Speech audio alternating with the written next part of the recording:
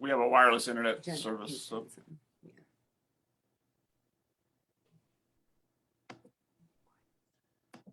All right, we are live. Okay. Thank you, everyone. Welcome to Meet the Masters. Today, I'm joined by Kristie and John at Gebhardt. Good morning. I guess good morning, early afternoon to you guys. Good morning to you too, Good morning sir. to you. Yes, sir. How are we doing? Just Doing great. great. You were saying that this is your first bit of snow. What are you expecting? I've been shoveling this morning already. There's about 3 inches of wet snow. It's perfect for snowballing and snowmen. So, and snow women, I guess, also. No, that's Yeah. important. No, that's important. You can only build snow people a couple of times a year here because it gets so cold, the snow gets too brittle. So, have to take advantage of that early wet snow or the late. Either way.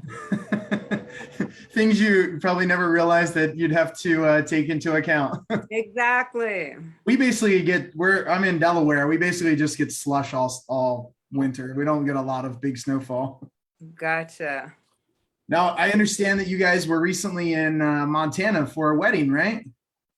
Yes, we were. Yep. My parents live there and have lived there since 1965. And we have a rather large extended family, and the wedding helped culminate that into a large family reunion. So we got a chance to get everybody together, and it was big and boisterous, and it was fantastic. That's awesome. That's good to hear. I love that part of the country. I have been out there a couple of times and have always enjoyed my time out there. You guys are also gearing up for a dojang move, correct? Oh my, we've been gearing up for several months now. Note to anybody who's thinking about getting an SBA loan, it takes forever. Oh. We've found this property in January because with COVID and numbers going down and having a huge facility and having to make all the payments without the students that we were used to, we just knew it. We said we can't continue with the uncertainty. First of all, let me say huge thank you to all of our students because they did allow us to make our rent throughout the whole throughout 2020 and up until now. I mean, without them, we'd have been hurting. So anyways, but looking ahead to the uncertainty of the future, and the mall has they're raising the rent again. We've had a leaky ceiling for over 10 years now in one room, things like that, where we saw this property and we thought, it's smaller, but at least it'd be ours. And it was at a steal due to COVID and everything. And it was university property, and they wanted to dispose of some of their buildings that weren't really generating income. So we really got a good deal. But like I said, we started this back in January. Wow. The debenture is supposed to be funded October 13th. That's how long. And I mean, it has been a constant, and redoing information because it became outdated during the process, that kind of thing. Right. But so it's been kind of a long thing, but tomorrow we're actually having our open house. Oh, great. Yes. And so today we're planning to finish getting everything out of the other studio, which was a big chore too. I was going to ask that because, considering how long was the studio at that location? A long time, right? 33 years. Long time. And we're talking locker rooms that had to be dismantled, and every attached fixture, stretching rails and shelves, and all had to come down, and then everything had to be fixed. So he retired June 1st and took on a much more full-time job. So I know how to repair a shoebox. Yes, we're learning as we go. We're getting really good at these things, Are you ready to get another job, John? Wow. It's been an everyday type of thing, you know what I'm saying? Yeah. So I'm sure. Don't ever glue shelves and stretching rails to sheetrock. At the new location, we're like, no, we're not going to put 1 million staples in the wall because it leaves 1 million staple holes. And yeah, we're learning. Yeah, right. I always joke it's like you oh, you want to be a karate instructor? You're also going to have dabble in construction and being a Mhm. janitor and You're 100% correct. yeah, it's hard to remember that it's also a small business as well. Yeah. We've got some people saying hi. I just want to chime in on this. Ruben Torres from Puerto Rico. Got Lindsay Awesome. from Great Britain says hello. Paul Jones from, I believe, Great Britain as well. And Tim Wagner, my buddy, my master's clinic buddy from Alabama says hi. Oh my Fantastic. goodness. Well, tell them all hello for us. Yeah. Yeah, well, it's one of the cool things about doing these interviews is, like you said, we hit Puerto Rico, you got Alaska, Great Britain, Alabama. If anyone has any questions, would like to share your question, please feel free. I sent you guys some questions. I also got some stuff to ask you after interviewing Sunny. So I've been looking forward to chatting with you guys. So let's get started with how did you get started in the martial arts? Well, you want to start your interests earlier then?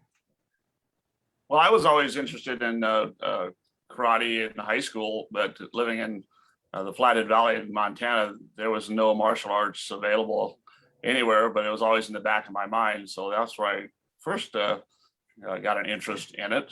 But then I went on the road for several years and met Kristie in California, and then we migrated up here to Alaska and started a family. And then we actually got started in Two Rivers, where we live. They had a community program a couple days a week where we could take the kids, and that's kind of got the whole ball rolling. Just to add to that a little bit, I grew up in California. And so when I was in high school, there were two girls who were fortunate enough to have martial arts classes, and they didn't have to do PE. Can you believe that? You know, for some reason that excluded them from PE. But anyways, I was interested in it too. And then one of my best friends in college used to kick my ceiling all the time. And I was like, wow, I wish I could do that. You know, but once again, no experience whatsoever until, well, we started actually in Taekwondo. And that was, I think, 1988. And we got our kids involved because our second son, he was 4 and he was hyperflexible. And so the doctor said, you know what, if you want to keep him out of a back brace, you better get him in something a little more physically demanding.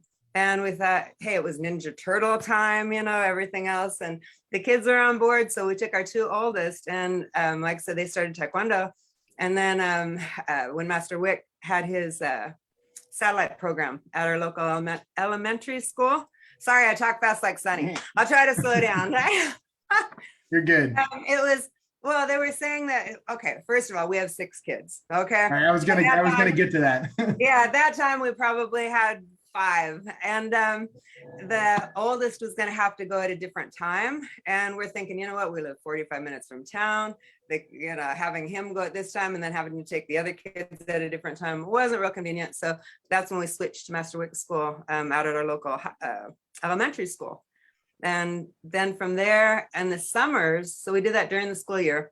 In the summer, the kids were allowed to go to town to train, to the actual studio. And so as soon as they got a taste of being out of a school gym and in a studio with pads and, you know, heavy bags and everything, we couldn't go back. So we started in town at about 89. And then when did I start? I know when I started. 92. Okay. All right. This maybe I'll wait. Because it has to do with demos and things. And so if you want me to wait until No, I have no outline, so feel free roll with to interject. We can go on tangents for a whole hour. Well, at that point, we had 3 kids training, and it was the 1992 World Championships in San Diego. And Master Wick was going to do his first demo team for the studio. We thought, okay, cool. Well, another parent, Pat Shannon, had just started training. I hadn't started training yet. And we started reading the rules. And this was about a month before competition. And we're going, what do you mean there's supposed to be a theme? What do you mean we have to have costumes? Oh no. And so she and I got busy trying to come up with some sort of, because she was actually in the demo, some sort of theme. We ended up going kind of Alaskan. It was not very good. I will be the first. I mean, it was, when I look back on that, I go, oh my goodness. The only reason we placed was because some really amazing teams went overtime or got disqualified for something else. Honestly, I'm being extremely, our students did great, but we just didn't understand. You know, they didn't even walk out on the floor far enough to be seen very well. And believe it or not, we had a bear costume, if that tells you anything. All right. It kind of gives Nothing you wrong an with that. idea of how, yeah. So it was, anyways. So after that, I was hooked, and I was like, okay, if I'm going to get involved like that, may as well get on the floor. And Pat, the other student, kind of encouraged me to come along. So that's when I started. And then he waited a few years until our After she got her black belt. well, when our fifth child turned 3, because of Okay. course somebody had to watch kids Sure. while we're training too. So it worked.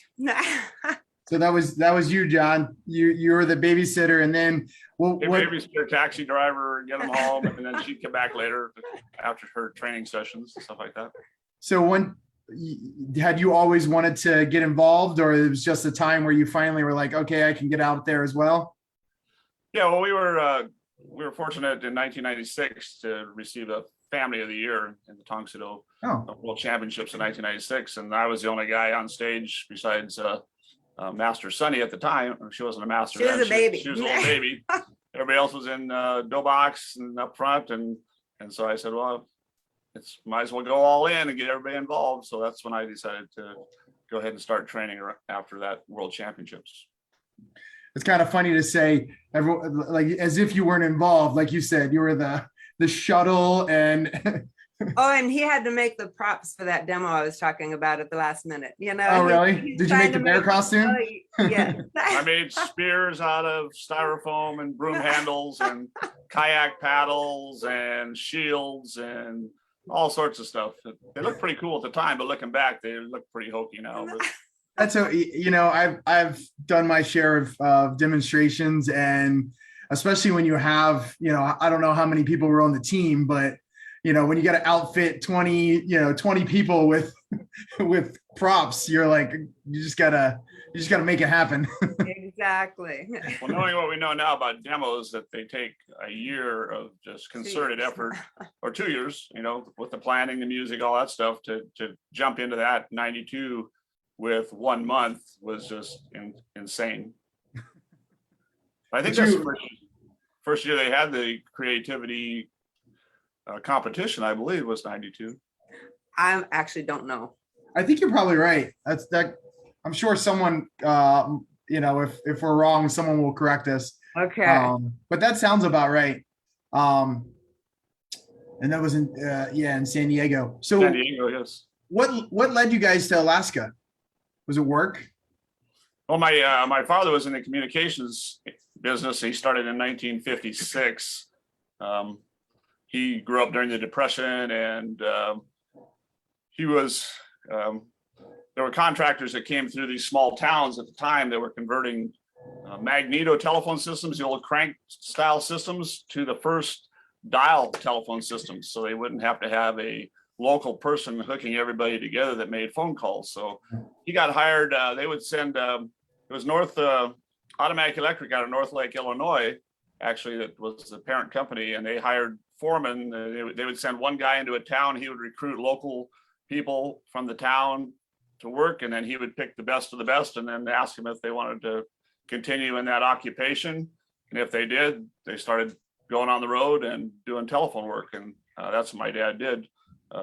My grandfather had a farm there. He was able to put that into the soil conservation bank so that he didn't have to farm anymore, which gave my dad kind of an out to go on the road and know that my grandfather was going to be secure with an income and being taken care of. So we traveled all over the United States for about 12 years, and really was a great time. But one of those trips he made in 1964 was to Fairbanks, Alaska. and we lived up here for a couple of years at that time. I was on my first moose hunt when I was 6 years old at that time.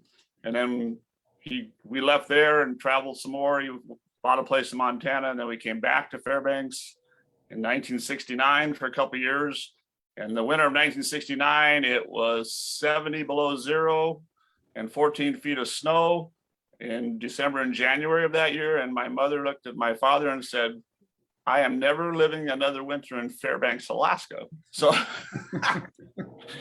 and I was on a couple other, outdoor activities and fishing and with my dad and a bunch of his friends. And I really got a good impression of it and wanted to come back at some point in time. So while he was on the road, he did telephone work too, and he was a contractor. He traveled around after he grew up and went away. So we met. This tells you how old we are. General Telephone in California, excuse me, they didn't have their billing online. And so we were right at the beginning of starting to have that process put into place. And I was the systems analyst we had 3 processing centers. He was putting in the phone system. I was in the computer room trying, and sometimes 24 hours a day trying to get these loads to go. And he asked me out and I turned him down. And then, but he was kind of persistent. And then one day he just said, you want to get married and move to Alaska? I was like, fine, let's go. Because, well, the thing was we had just gotten this whole system up and running, and literally I'd written 16 volumes of standard procedures manuals. And I mean, it was a long process. And then as soon as we brought in the service reps and they tried out the system, they said that the system couldn't handle it. The response time was too slow, and that we were going to rip everything out and start over again. And about that point, I was like, that doesn't sound like fun. So I was like, sure, let's go to Alaska. And that's honestly what we did. She told me she was an author and she made me read all 16 volumes. Oh, stop it. That would have been very boring. But anyway, that's how we ended up here. It's funny, a job drove you to Alaska. Yep. Hey, you mentioned a moose, and I was talking, last night we had the opportunity to have Master DeMarco teach at our dojang. Awesome. He was telling me some of the stories of coming up to visit Fairbanks. And he said that you're quite the joker, John. He said you have a great sense of humor. We have a lot of fun when we have visiting people up here. There's lots of things to do, and yeah, I really enjoy Master DeMarco when he comes here. He's a lot of fun. Yeah, he's great. He taught about 4 hours worth of nunchucks classes for us last night, which is great. So this is I know this is a big question. So you got started with Master Wick. We talked about Master Wick a little bit. That satellite program, did he teach that, or was that someone else who taught it? He taught it at first. He used to drive back and forth. And then once he had someone high enough rank, he had a couple of Shodan bows out here. And so they took it over, and a couple of black belts too at that point. And so they actually took it over for him. And then the program is no longer. It was a community schools program. And so there are several grade schools around the Fairbanks North Star Borough. And he would go to each one like 4 nights a week. He'd go to a different school. And so one would be Two Rivers, one would be University Park. And so he was just making the rounds at that point in time. What was your first impressions of him? Well, I first met him because at the same school, we had men's night for basketball. And it always followed Master Wick's karate classes. Okay. So I was very impressed with him when I first met him. And he had quite he probably had maybe 15 or 10 to 15 local people here working out in the gym. And so that was pretty cool. And my first impression, honestly, was he was echoing the values that I wanted my kids to learn. And I can remember sitting there and thinking, that I appreciated that very much. So. Yeah, I did joke with people all the time. You can say something to your child, and then someone else, a karate instructor, says the exact same thing, and then they get it and listen to them. Yeah. So it's nice. Help. Absolutely, yeah. especially, six kids, you need some help. They were great though. I can't complain. No, I know. What was We training like back then when you started? So between the two of you, obviously you started at different times, but was it hard training back then with him? We had good workouts. I wouldn't say difficult at all. Just Yeah. I mean, not difficult to go to. They were good. It was good. Yeah, solid. Was it- Always focused on good technique, working hard, and yeah. Was it mostly Tong Sudo? I know he also did a lot of self-defense and his split second survival stuff. I don't know when that came about. He had a saying that he said, anything that's effective is good Tong Sudo. Throw a rock at somebody, that's good Tong Sudo. But it was pretty pure. He didn't mix a lot of other arts in at the time. He came up Mudokwan. He actually got his was awarded his first rank by Wang Ki. And he was under Master Willis back in Minnesota. So when he came here, he was still a young don, first, second degree, getting those here. So where was I? I had a point and it went away. The workouts. But his split second didn't come along till a lot later. Okay. He started getting into body logic and some other things. And part of it had to do with, I think just we're getting older and realizing that strength and might aren't always the answer. And he would spend hours and hours with a heavy bag swinging by himself with knives strapped to it with bungee cords and other things coming at him and just trying to get different movements and understanding how things work. We have a student, Bob Zorn, who's a huge, wonderful man. And he'd try something on Bob. And if it didn't work, Bob would say, sorry, Lair. And he'd throw him to the ground. And but no, that didn't come about until later. Right. It's always nice to have that guy. As like, if it doesn't work on that guy, we need to go back to the drawing board. Yeah. So you mentioned all your kids trained. How far did most of them get to black belt or farther? Everybody made it to Chodan. We have one son who still trains when he's able, who's Iran, a daughter who trains who's Iran. The other three, well, let me explain this. We have our oldest son is a firefighter paramedic in California. And so that his life is consumed. Then we have two power linemen. And one of them also travels for work. Right now he's in California and they go under helicopters. It's pretty cool to go to the electric lines and things. But anyway, so they took their own path, but they always know the studio's home. They'll come in, they'll still grab a bow or something and go through something, but they don't have the time in their life to train. And we understand how that works. But the others are still at it and very supportive of us. We couldn't do it if we didn't have our kids helping. And even the ones who aren't currently training help in other ways. They took down the signs at the old studio, brought a bucket truck over, moved the mirrors, those kind of things. Yeah, they're always there when you call, so that's great. Yep. Our one son, Sonny said the same thing, that even if they don't train regularly, that if you guys picked up the phone and said that you needed help with the dojang, that they would be there. They would. It's true. And then obviously Master Sonny has stuck with it, and now you have a trio of masters in the family. That's pretty awesome. Pretty crazy. It's not what we envisioned. She when she talked, she said that in her mind it was always like she just knew that she was going to be a master one day and she was going to have a studio. And that is so true. And I mean, I could step aside tomorrow and she's already surpassed anything that we can do. And so it's a good feeling to know you have someone to carry things on, especially since we're getting older too. Well, she was telling me how she still teaches from, where she lives in North Carolina. She logs on and she was I was joking with her that she was doing, FaceTime and doing Zoom, whatever, video Yeah. classes before anyone did with the pandemic. It was a is so trailblazer. true. And it's been pretty effective, actually. It's not ideal, but we make it work. Yeah, absolutely. When Zoom first hit, she and I were doing 15-minute privates all day long, so and if it wasn't for her, we would have been clueless.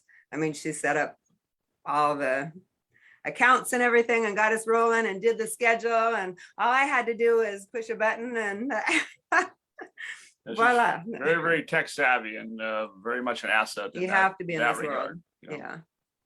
Yeah, I mean, everyone had to learn in one way or the other last year. We were the same way doing, I was teaching classes from my basement. I was doing, like you said, 15-minute private lessons.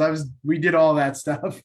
Yeah. And it was different, but we're really thankful to have that option at least. Absolutely. Kids disappear from the screen and then they just pop their head up like that little gopher game where you bonk them, and then they put some sort of background screen and they just walk backwards and they disappear into the jungle. And or they're in the screen like this. Yes. Oh yeah. Yeah, I wanted to kiss the mats when I could finally teach at the dojang once we came. I think we were at home for 3 months. But yeah. Once we were able to go back, we stayed there too. We didn't do like half. We're like, no. It was a lot. We actually had a team that helped us out that did classes up until this July. So a couple more people are saying hi. Sean Rice says hello. We got Master Mabrook and Master McCarty saying hello as well. Awesome. Hello back. So as you mentioned the World Championships, did you guys ever compete, like, go to the competitions and actually compete other than the creativity divisions? Oh yeah. And we felt, and it's kind of what I tell our students too. Why would you go and do that and not compete? And not compete in everything? I mean, that's just kind of how. No, I'm with you. I had a student that he's like, oh, I signed up for judging. I'm like, well, are you going to compete? He's like, no. I'm like, well, you're going to be there. Why not? Exactly. Yeah. So no, we competed as well. And he loves to compete. I can't stand to compete. And it has nothing to do with doing well or not. I mean, I've been very fortunate to do well. I just don't like competing. It's just not my thing, but he'll get out there and go, yeah. What is it about competing that you like, John? I'm just a very competitive person and I just like the challenge. And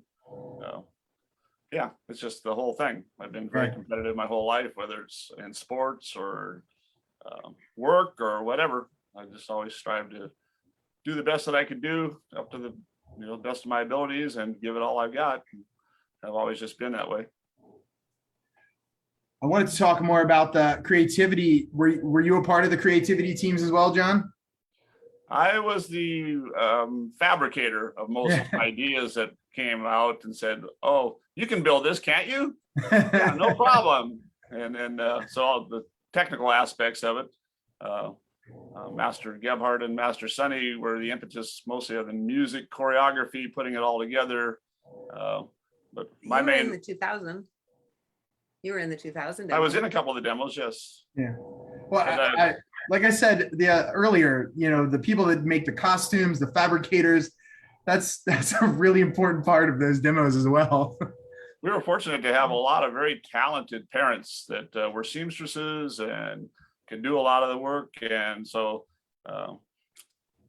we had our hands full all the way around, but we had a ton of people that pitched in and really gave their all to make it all come together. Yeah. Gotcha. So which worlds, you mentioned 1992, you just mentioned 2000. What were some of the other ones that you put together teams for? Well, we did the 92, like I said, it was, anyways, 94. That was the first year that was in Florida. And that was the first year that they didn't have the top 3 teams recompete on Saturday. And so Friday night we had second place and we're like, okay, we have to stay up and iron and make everything look great for Saturday. And then Saturday morning, it was like, no, we changed, I guess because of time constraints or something. Sure. So anyways, so we did 94 too, and then 96, and we were fortunate enough to win that year. And then that was the year when we were going on to like midnight. There were 34 teams or 28. Yeah. It was Wow. Yeah, there's a ridiculous. ton of teams. Yeah. And then we did 2000 in Anaheim and got fortunate again. And so we had a lot of pressure when we decided to do another one in 2016. And because honestly, you never know how a show's gonna go. We use regular breaking boards, so you don't know if a board's gonna go. You don't know if somebody's gonna freeze or whatever, or Sure. you just don't know how it's gonna go. And so I remember talking to the team the night before competition and just saying, guys, I'm just so proud of them, the effort and the work they put in. I mean, there's no way to know if we're gonna place or not, but they put their heart and soul into it. And that's, I think, what makes demo teams so special, is that the training really brings everybody together and all the extra effort that people put into it. And so it was pretty cool. But then we come home and it's like, can't do it for a long time. Yeah, have to recover. But we actually were going to do one in 2022 or 2020.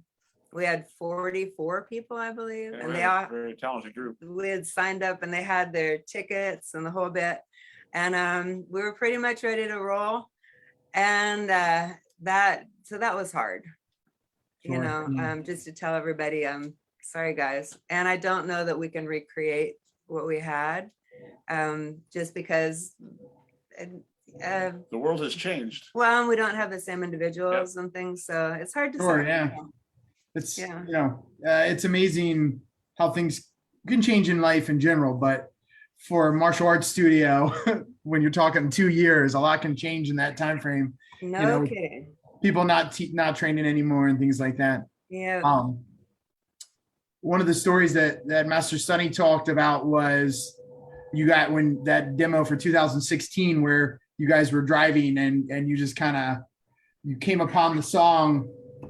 So that was pretty cool. Yeah, we just looked at each other and said, "Got to do it," because that's the thing.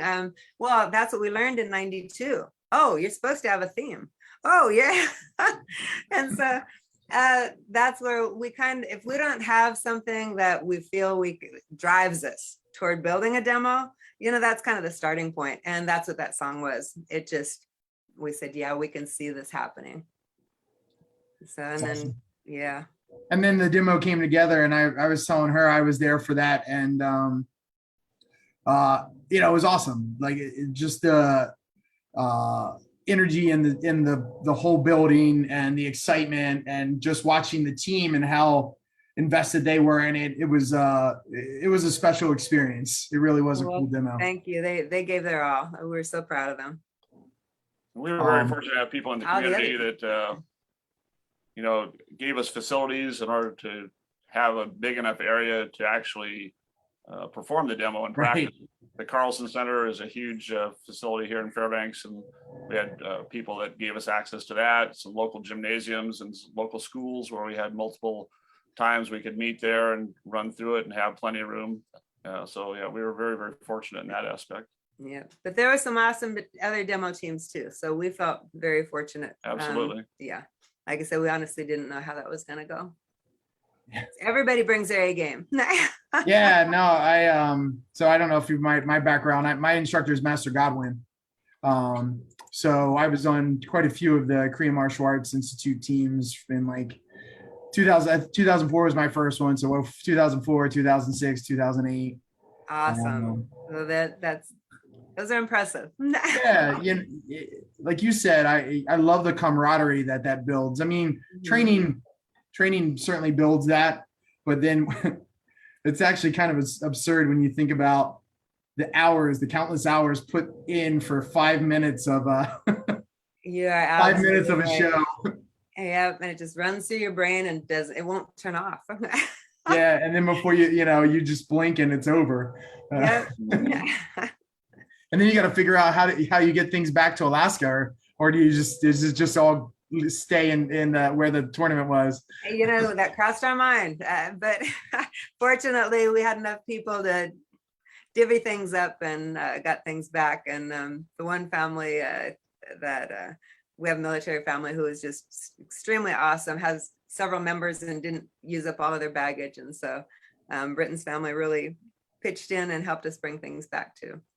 Oh, that's right. The last Lindsay Dudgeon from the Great Britain is watching, and she said that her son and Britain they exchanged shirts at the 2018 World Championships. That's great. We kind of tell the kids, bring an extra just in case, because it's really cool to have those shirts from somewhere else. So being in Alaska, you know, I guess remote, it's, you don't really have to say it's remote for people to know. But when was the first time that you, I guess 1992, the World Championships, but like when you really felt that camaraderie of like a worldwide association? Would it have been that first World Championships, or when you kind of realized that there was more out there than just your own dojang? Well, because our region wasn't very developed yet, as far as rank wise. I mean, we had Master Debaka and Master Stein up here all the time. Oh, okay. Grandmaster Shin came here several times. So that even earlier on, pretty much as soon as we started training, we realized this is bigger than our little town. Mhm. And then, of course, the World Championships. It was kind of funny. As Alaska, we got invited to go on the foreign cruise. And so In San Diego. we didn't tell them we're from the US too, you know?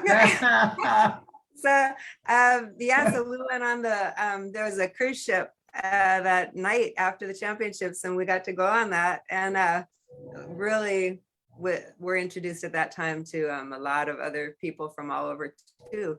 And that was, and Grandmaster Shin was on that as well. And so it was that was an eye-opener too. That's awesome. Do you have any Grandmaster Shin stories that you guys would want to share? Some of the things that stand out in my mind is when he taught a clinic here, and he was no young pup at the time, obviously, and it was a tumbling clinic, and his grace and abilities with tumbling were so amazing, and none of us could get out of bed the next day. We're like, I can't roll right, I can't roll left, what am I gonna do? And it just, his gifts and the fact that he shared them, and every time he came up here, it was just amazing. An hour of basai on a cement floor with him was a treat, you know. Sure.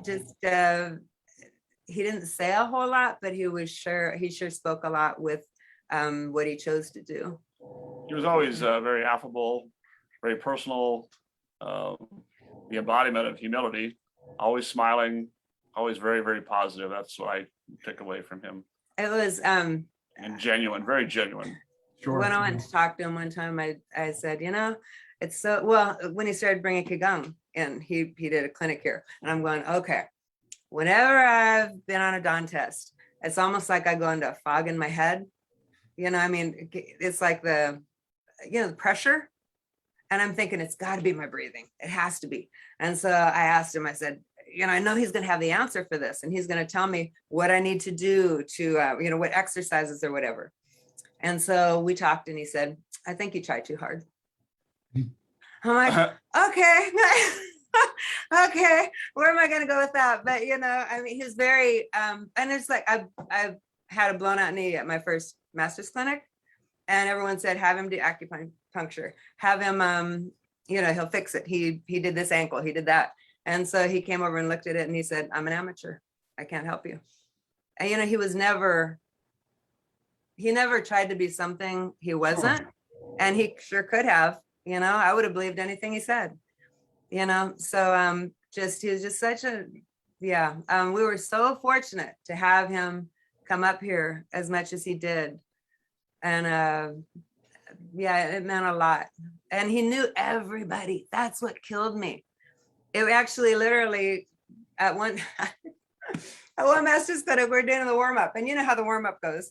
And, you know, I'm like, most of the way back, And Kristie, do this a little more. I'm going, really during warm up, really.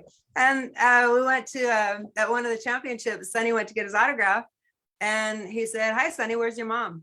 And she just about dropped, because how did he know who everybody was? I mean, literally, it's amazing to me. It's mind boggling. I can't remember my next door neighbor half the time. And he knew everybody. And that's how important it was to him. And I don't know how he did that. I really don't. Yeah, I love that John, you said genuine, and I see these videos sometimes of these guys doing like, kind of almost looks like witchcraft, like not touching people and knocking them down and things like that. So like you said, I appreciate where you came up and said, "Hey, can you help me?" And like, no, I can't. I'm just a karate master. Exactly. Let's see. Master Christina Olson says hello. She said, "Sorry, I'm late." Oh, she was up here recently. Yes. Great So to see her. maybe that I was going to go into another question, but we touched on it a little bit earlier, but you've had quite a few people come up and visit. A great picture that Master Sonny used when we did our interview was a picture of her and Grandmaster Bodwin. I'm guessing that was probably the last time he came up. He was here the fall before he passed away. Okay. And he was such a gracious person too. We didn't know if he'd be able to come up to award her master's rank. And he literally said, "I'll clear my calendar."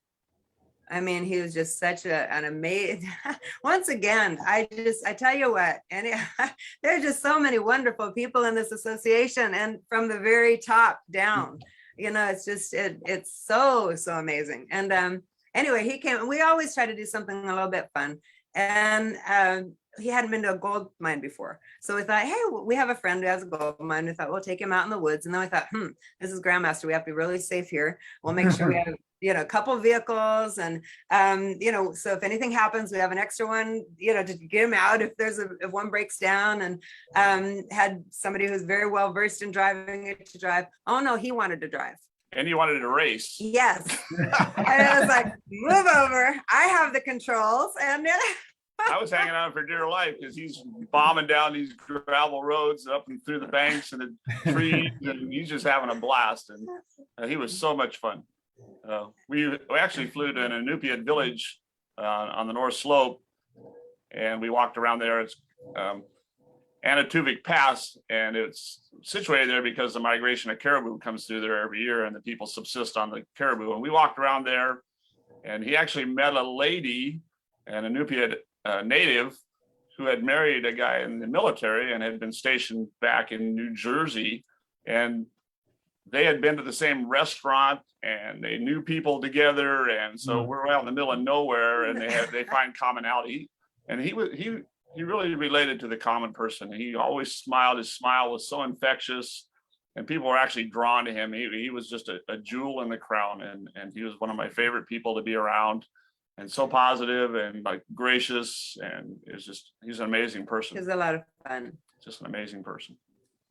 Yeah, we went to Aruba for one of the Region 18 championships, and my daughters were a little younger, and he would just, every time he saw them, he would smile and, like just come over and talk to them. And like you said, just genuine and just happy to be there. Like, oh yeah, he kept getting away from the security guys. Like, we were at the pool, and we just see him walking around by himself. He waves, we wave back. Yeah. That was very much like Grandmaster Shin was the same way, where he always tries to get rid of us. Well, and even when he was leaving that time, his knee had been bothering him. And when we went to check him in at the airport, they asked him if he wanted to upgrade to a little more legroom. And he was like, no, he didn't want to spend any more money of the region or anything. So obviously we said, oh yes, we want him to. And so, but he just, oh my gosh, so unassuming. And he had a lot of stories about himself and Grandmaster Shin in the beginnings of the organization. Those are fun to listen to. And all the all the situations that had to come into play in order to form the organization and get it to the level that it is today. And how many times that, it was just positive. Grandmaster Shin was always positive, and Grandmaster Bodwin was right there with him all the way through. So it was amazing to see that dedication to the art itself and being part of the impetus of World Tong Sudo in America. Right. You mentioned a little bit of the Masters Clinic, and it's kind of hard, at least I'm sure at least for me, to think of being a part of that journey and continuation of the art, being masters. What did it mean to you guys when you eventually got the chance to go to Masters Clinic and be a part of that process and just look around? And for me, it was all of these legends and guys I looked up to. It was just an overwhelming experience. Well, first, I'll never forget Master Wick when he first went, and he came back and he just said, they said, "Why are you smiling?" And he said, "Because it's just so cool." And he said, he said, even though he was giving his all, dying on the floor, he couldn't stop smiling, because that was his goal always. We never thought we'd be there. That was, ours is a different situation. And I had a botched knee surgery the year before I was invited. And I love to go hard too, but when you're not 100%, I almost didn't go. Master Wick said, "Hey, just do what you can do, you'll be okay. You can always not do something." That's not necessarily true, because I'm too stubborn. And so I made it a lot worse, and I'm still dealing with that. But anyways, then the following year, I actually called Grandmaster Shin because I got a reevaluation. They said, "You need a knee replacement." Long story short, haven't done it yet. I just, deal with it. But one of these days I will. And I just called him. I said, I'm not going to make it this year. And he said, "You know what?" He said, "You have your whole life. Don't worry, try to heal." And then, so I did take a year off, and then I went back the year after, and had some time to kind of figure out how to work around it a little better, and then. It was an amazing experience, just the opportunity to go and see what goes on there. And it's one of the hardest things I've ever done, but it's one of the most rewarding things I've ever done as well. One thing that stands out, we were doing the second sword form, Master Purnell, and I had Master Paul right behind me. I kept turning wrong every time it was my turn to go out, and I'd always end up the wrong way. And I would come back off the floor, and Master Paul would say, "Don't worry, you'll get it next time." Well, and that's the other thing. He just reminded me, Master Miguel Soto. He and I were both injured. He had broken his kneecaps, and I tell you what, that formed a lifetime. I feel it'll be a lifetime bond. We're just supporting each other. We're going to get through this. We're going to get through this. And that was so cool. I mean, just even at that situation, and under that kind of pressure, just, that's amazing. You're talking about Master Soto from Puerto Rico? Yes. Yeah, that's true there too. Yeah. Actually, that's funny too, because when Master Sunny went to San Diego, she said, "Oh, I met Miguel Soto." I'm like, "Cool." And then she sent a picture of something. I go, "That's not Miguel Soto." So what are you talking about? But anyway, so that was kind of funny too. No, and I agree. Those bonds are amazing. John, I was trying to think of this. I'm pretty sure you and I overlapped. I think I was a second-year candidate when you were a first-year candidate. I wasn't 100% sure. I think my second year was 2016. I don't remember when you went. I just remember just taking it so seriously because I wanted, to do well, and always try to make the time limits that Master Gallagher set. You don't want to be late getting back. And, Oh yeah. And the anticipation of the actual test on that Saturday after an all-day workout, and then you did your written, and then you just kind of hung out, and there was this anticipation in the air. What's coming next, right? Right. And Yeah, it all went so great. And the coolest part was when you get back and all the people that are waiting for you to congratulate you when you come back. That really cemented it in as this is all worth it. These people are great, and there's all this support that you have, and that was really special for people to be there to congratulate you coming back in. You know. And go ahead. Oh no, I was just gonna say, how was it when you had the opportunity to finally do that for Sunny? This is very, very special just to see that her get to that level and to do so well. And yeah, it's fantastic, just fantastic. So That there's something that I think not a lot of people are aware of that I think is important. Going back to Master Wick and Master's Clinic and things, it was such a part of his life when he was sick. Well, okay. Let me back up a little bit. 2000, we used to talk all the time. Finally, his family felt it was better for him to not, they needed him to rest more. And so near the very end, we didn't get to talk as much, but early 2016, he'd call and he'd say, when's Master's Clinic again?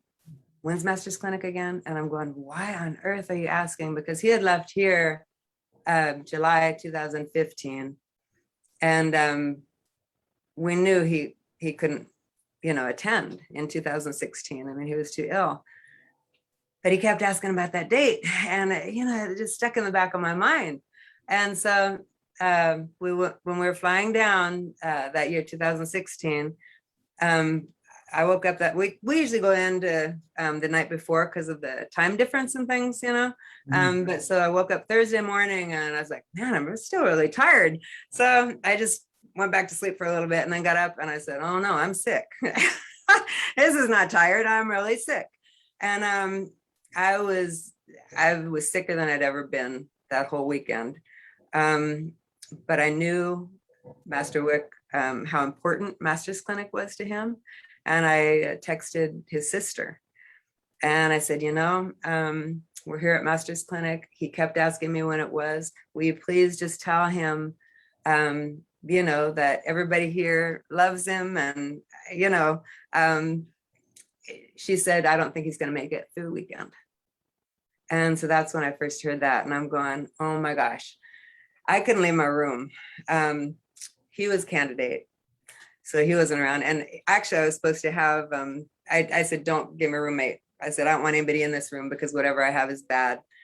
And Master Utech would check on me a couple of times and just see if I was still alive. He said, I look so bad, I scared him to death. He hasn't gotten over the nightmares.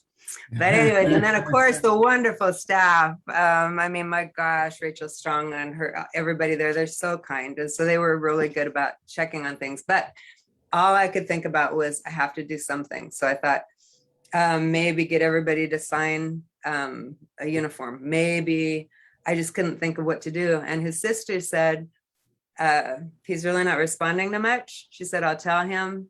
She said, but I know he can still hear. And I thought, okay, if he can still hear, the only other thing I could think of was to have a video recording.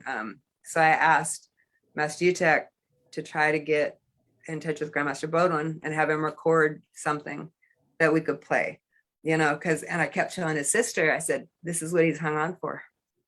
This is why. And sorry. I truly believe that's what he was hanging on for, was that last Master's Clinic. And because, then it all made sense. Of course, he kept asking what day it is or when it is. And so anyways, we did end up getting a recording. I don't know if he was able to hear it or not, but he did know that was that last Master's Clinic. And just as after brunch, as we all left, that's when he passed away. Wow. And I will never, I truly believe that's what kept him going. That's what he was hanging on for, because he was so amazed in 2015. I mean, he had tears in his eyes coming off the floor after Hyung that he made it through it. So anyways, I just think that Tang Sido can go really deep in a person's life. Let's put it that way. And it's definitely what drove him. Yeah, I was there in 2015, and I know how emotional everyone was with him being there. And, you know, he was just, his energy was infectious. Like, even though you knew he was, you know, it was tough, but like he taught himself. I don't know. Did you watch the interview I did with Sonny? I didn't get a chance to do all that, but sorry. No, it's okay. I'll share a quick story. I did the self-defense with him, and my wife said, whatever you do, don't volunteer for anything. And I was up front, and he called a couple. He's like, "Where are the candidates? Give me some candidates." And so I go up there, and he has 3 of us circle him, and the first thing he does, he smacks me right in the face, and just as hard as he could. And she was like, "I told you," but I was like, "Hey, it's a fun, that's a fun memory." And like I said, I saw how emotional everyone was and how thankful they were that they got to share that last time with him. I'm sure it meant a lot to him, and I know it meant a lot to everyone around him. Oh, we were watching him like a hawk because he was doing things he was supposed to do. And it's Right. like, but that, you know what? He honestly would have preferred to go out in that setting. So he didn't care. Right. I was like, let me die doing what I love. And so, because there was no holding him back. That's awesome. Yeah. What are some of the things that you try to, like, I'm sure you have lots of students at this point who never got a chance to meet him. What do you do in Fairbanks to try to honor his memory and try to keep his like training and teaching alive? Excuse me. I think just everything that we learned so much from him that we have taken what it's ingrained in after training with him for so long, it's ingrained in us the way he would teach, but also we've made our own changes. Sure. And part of it is really difficult to, boy, that's a tough question because it's also something where you have to move forward. Yeah. And we have to keep everybody forward thinking. And it's yeah, so that has been a challenge for us. Honestly, I think you answered it. I mean, it's the same thing where we talk about with Grandmaster Shin. You just continue forward sharing the art, and so it's the same thing. You continue sharing his love of Tang Soo Do, in your area, and that's what he would want you to do. So right. I mean, yep. That's about it. Yeah. Just keep training, right? Exactly. George and Debbie Berardi says hello, and they say you guys are great examples of masters. Oh my gosh. Thank you very Thank much. you so much. Hello to them as well. Yes. We are we're getting close to wrapping up. It's been an hour, believe it or not. Wow. Is there anything else that we haven't touched base on that you wanted to share or talk about before we finish? Just Well, we appreciate the opportunity to talk to you and with everybody that tuned in to listen to our interview, and welcome you folks that are interested to come to Alaska at any time to please make the trip and enjoy our beautiful state. And we've also had the opportunity to host Grandmaster Strong a few times too, and so we didn't mention him before with the others, and we have enjoyed those times as well. And just anybody who comes up, please come by and say hi, and we'd love to give you a little tour. And anytime we have we'll make time, let's put it that way. I've had lots of I'm good friends with the Foschnotts, and like I said, Master Marco and Cindy Jones. Their visit. Yes. Yeah. We've had Master Robinson. We've had a lot of amazing. We could never remember everybody who came. Huge women's group, Master Wolverton, and all. Just amazing people have come up, and we gained so much from them. And it's so important for the students. You know how you asked before about how did we realize that it's bigger than us? Well, all of our students who don't have the opportunity to can't talk straight, to travel maybe, that is their view. into Right. the rest of the world. And so it is, we really appreciate it. One guy that we mentioned a little bit, but Master UTech, I know you guys aren't exactly close, but if you just talk real quick as we finish up with some of the guys that are up there with you in Alaska. I know him and Master Draper and And then our studio in Wasilla is run by Logan Thornton, and he's a Samdan at the moment, so might be meeting him down the road. And there, our region. We're very blessed to have. It's just we all get along, and it's really nice, and That's we awesome. work together and coordinate things. We don't get to see. Maybe it's because we don't get to see each other so often. there you go. That's the secret sauce. But no, we feel pretty lucky to be in this region, and it's all is well.